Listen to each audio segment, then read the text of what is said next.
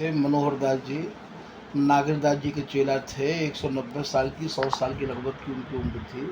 तो वो हमें बता के गए कि ये जब लक्षण देख लो तो जान लो घोर कलयुग आ गया है।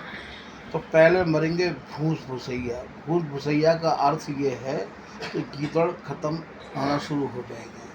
फिर मरेंगे जोत जुतैया।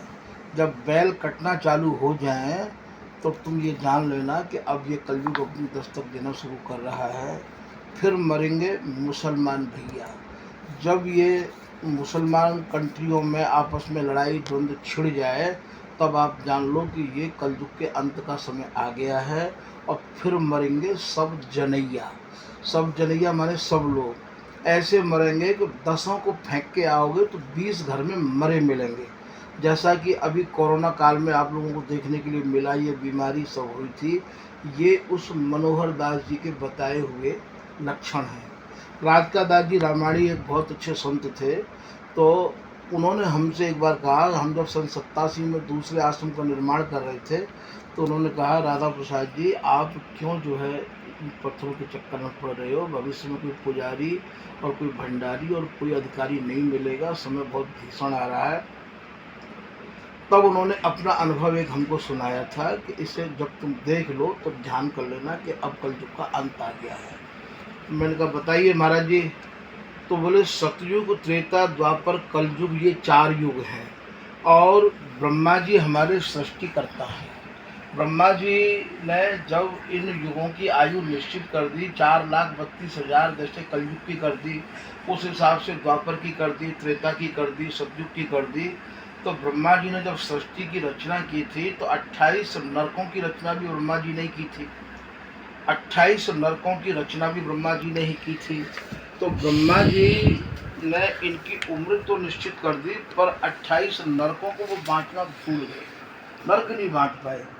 जब नरक नहीं बांट पाए तो ब्रह्मा जी को जब याद आया कि भाई मैंने सृष्टि बनाई, मैंने ही नरक बनाए, अब मैं नरकों को तो बांट नहीं पाया, तो क्या मेरी सृष्टि में बनाए हुए नरक खाली रह जाएंगे।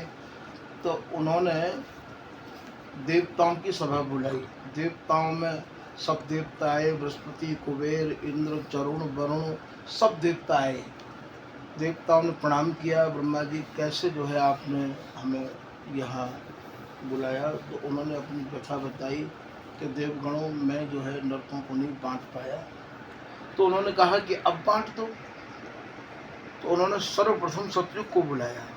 सतयुग आए और आकर के सतयुग ने चरणों में प्रणाम किया, सब देवताओं के चरणों में प्रणाम किया और नम्र निवेदन करके पूछा कि पिताजी क्या आदेश है, कैसे जो है आपने मुझे यहाँ बुलाया। उन्होंने कहा पुत्र मैं नर्क बांटना भूल गया, मेरी सृष्टि में नर्क भी मैंने ही बनाए हैं। तो आपके युग में से कितने प्राणी नर्क में आएंगे। सतयुग ने हाथ जोड़ के कहा कि क्षमा करें पिताजी, मेरे युग में से कोई प्राणी नर्क में नहीं आएगा। बोले कारण, बोले सब सत्यवादी हैं, कोई झूठ का, दम्भ का, कपट का सहारा नहीं देगा। इसलिए हरिश्चंद्र जैसे सत्यवादी जो सपने में भी यदि राज का दान कर देंगे तो प्रत्यक्ष वो करके दिखाएंगे, तो कोई नर्क में नहीं है। तो वो प्रणाम करके चले गए। त्रेता युग को बुलाया, त्रेता युग ने प्रणाम किया ब्रह्मा जी को, सब देवताओं को। तो बोले पिताजी क्या आदेश है।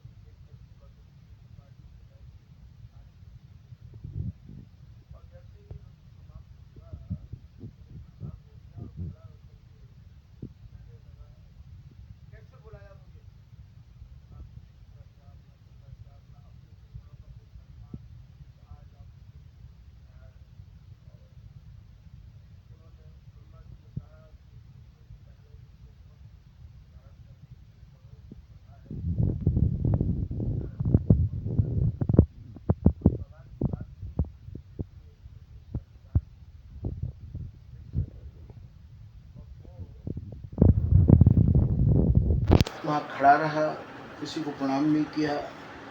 देवताओं ने पूछा कि इनका परिचय क्या है?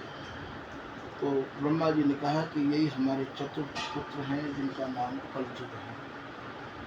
तो देवताओं ने एक स्वर से कहा कि यही कलयुग है। इतने डरावने, इतने भयावने, इतने विकराल कलयुग ने जैसे ही एक दृष्टि ऐसे डाली तो देवताओं के पसीना छूट गए, घबरा गए सारे देवता।